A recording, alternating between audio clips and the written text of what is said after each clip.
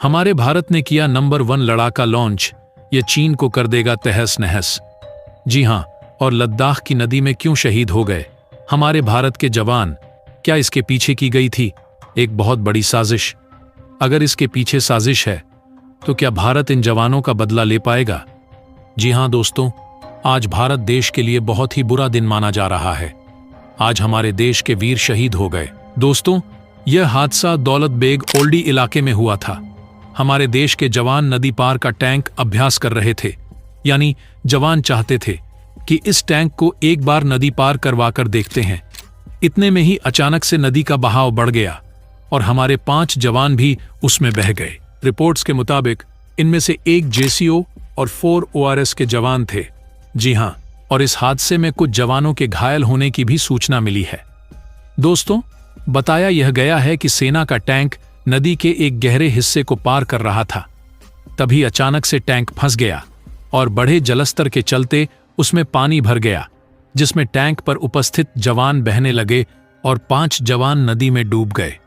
और यह हादसा शुक्रवार को हुआ था और इस टैंक का नाम T-72 टैंक था। तो दोस्तों, इन सभी खबरों को एकदम विस्तार से समझेंगे, तो बने रहिएगा हमारे साथ। तो चलिए शुरू करते हैं। लेकिन उससे पहले आप उन शहीद हुए जवानों के लिए इस वीडियो को एक लाइक करके चैनल को सब्सक्राइब करें और बेल आइकन को जरूर से ऑन रखें। और हाँ, कमेंट बॉक्स में जय हिंद जय भारत जरूर लिखें।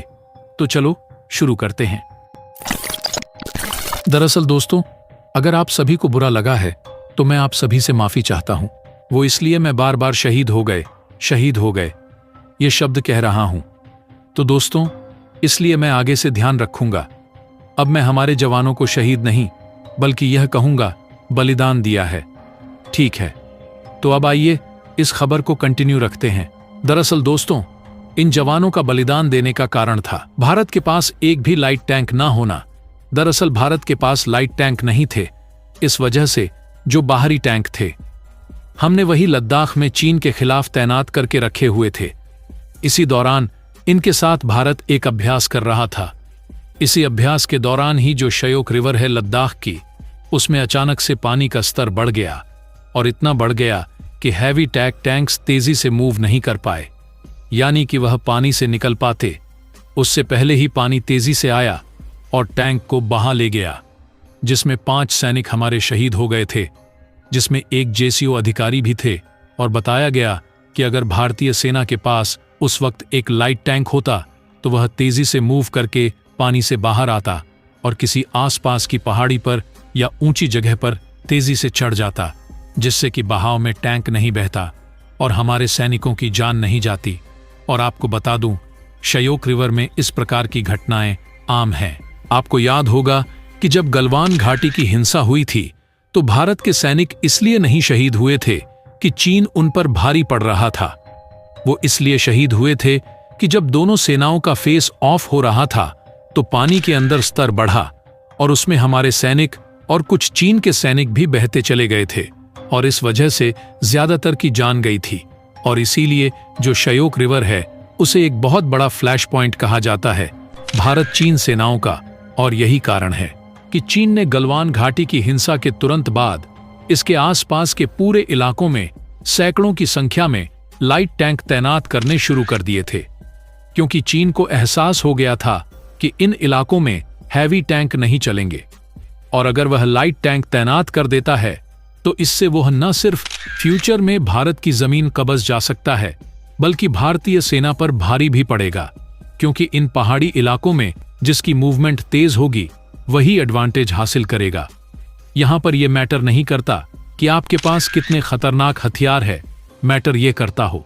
दरअसल दोस्तों, इन जवानों के साथ बहुत ही ज्यादा बुरा हुआ है, तो उनके लिए कमेंट बॉक्स में जय हिंद जय भारत जरूर लिखे। और दोस्तों, भारत की मूवमेंट हद से ज्यादा स्लो थी, लेकिन अब जोरावर आ चुका है, इसलिए अब भारत भी मूवमेंट के मामले में चीन को कड़ी टक्कर देगा। और हां, यह मत सोच लेना कि लाइट टैंक है तो कोई हल्का फुल्का टैंक होगा, पावर ज्यादा नहीं होगी, तो ऐसा भी नहीं है। दरअसल ये सिर्फ कहने को लाइट टैंक है, इसका वजन कम रखा गया है, लेकिन जो इसका आर्मामेंट है, जो इसका इंजन है, वह बहुत ज्यादा ताकतवर है। जो इसमें आर्मामेंट की बात करें, यानी कि हथियार की बात करें, तो इसमें कोक रील 105 metre high pressure rifle gun लगाई गई है। इंजन की बात करें तो वह इतना ताकतवर है कि 30 हॉर्स पावर पर टॉन के हिसाब से वह टोटल पावर जनरेट कर सकता है और इसकी टोटल वेट है करीबन 25 टन। 3 लोग इसे चलाते हैं और इस इंजन की टोटल हॉर्स पावर है 750, यानी कि अच्छा खासा पावरफुल इंजन है, अच्छा खासा पावरफुल आर्मामेंट है, जो कि चीन को बहुत ज्यादा भारी पड़ने वाला है। और सबसे खास बात भारत ने रखी है इसका नाम, जी हां, जोरावर। दरअसल 19वीं सदी में जो भारत के डोगरा जनरल थे उनमें से एक का नाम था जोरावर सिंह और उनकी जो डेथ है वह तिब्बत में हुई थी। दोस्तों, इस खबर में तो इतना ही था। वैसे इस खबर पर आप सभी की क्या राय है, आप हमें कमेंट बॉक्स में जरूर से बताएंगा। और दोस्तों, हमारे पास एक और खबर है, चलो थोड़ा उसके बारे में भी जान लेते हैं। दरअसल दोस्तों, भारत और अफगानिस्तान तान के रिश्ते लगातार मजबूत होते जा रहे हैं। भारत ने एससीओ समिट के दौरान भी अफगानिस्तान को अपना सपोर्ट, ह्यूमैनिटेरियन एड लगातार जारी रखने के लिए भी कहा है। इसके साथ ही भारत के जो भी बड़े प्रोजेक्ट अफगानिस्तान में चल रहे थे वह वापस से इन्वेस्टमेंट वगैरह भारत उसमें कर रहा है। वहीं हाल ही में भारत के द्वारा अफगानिस्तान टीम को 2 ग्राउंड भी अलॉट किए गए जहां पर वह प्रैक्टिस और मैचेस वगैरह खेल सकते हैं, जिससे साफ पता लगता है कि इस समय भारत और अफगानिस्तान कितने करीब है। वहीं भारत अभी विनिर्माण उद्योग पर फोकस कर रहा है और राष्ट्रीय सुरक्षा पर भी उसकी नजर है। भारत इलेक्ट्रिक व्हीकल को बढ़ावा देना चाहता है ताकि जलवायु के लक्ष्य को पूरा किया जा सके। भारत के इस सपने को पूरा करने में सबसे अहम भूमिका लिथियम की होगी और इसकी सप्लाई अभी बहुत बड़ी चुनौती है। चीन का लिथियम के बाजार पर कब्जा है, जिससे बैटरी और सेमीकंडक्टर बनता है। भारत की इस जरूरत को अफगानिस्तान पूरा कर सकता है, जो सफेद सोना कहे जाने वाले लिथियम से भरा हुआ है। चीन ने अफगानिस्तान के इसी खजाने को देखते हुए वहां पर बहुत तेजी से अपनी पकड़ मजबूत करना शुरू कर दिया है। वहीं एक्सपर्ट का कहना है कि अफगानिस्तान में $1 ट्रिलियन का लिथियम का भंडार है। इस पर भी कब्जा करने के लिए चीन बहुत आक्रामक तरीके से अफगानिस्तान में अपना विस्तार कर रहा है। वहीं एक्सपर्ट का कहना है कि भारत रणनीतिक रूप से अफगानिस्तान में निवेश कर रहा है। इस कारण यह बड़ा भंडार भारत के हाथों में भी आ सकता है। वर्तमान समय में चीन दुनिया के 60% लिथियम को साफ करता है। उसने चिली से लेकर ऑस्ट्रेलिया तक में लिथियम की खानों में अरबों डॉलर का निवेश कर रखा है। भारत की लिथियम सप्लाई भी बहुत ज्यादा चीन से आयात पर निर्भर है। इससे जहां चीन मनमाना दाम वसूल रहा है, वहीं संकट के समय में इसको रोके जाने का भी खतरा है। बता दें कि गलवान हिंसा के बाद भारत ने सैकड़ों चीनी ऐप पर बैन लगाया है और वहां से आने वाले निवेश को भी रोक दिया है।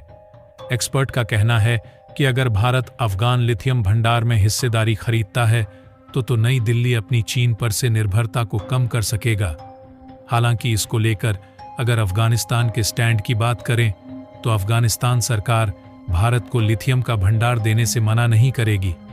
अब ऐसे में जिस तरह की स्थिति अफगानिस्तान में बनी हुई है, वैसे आप सभी को ये वीडियो कैसी लगी?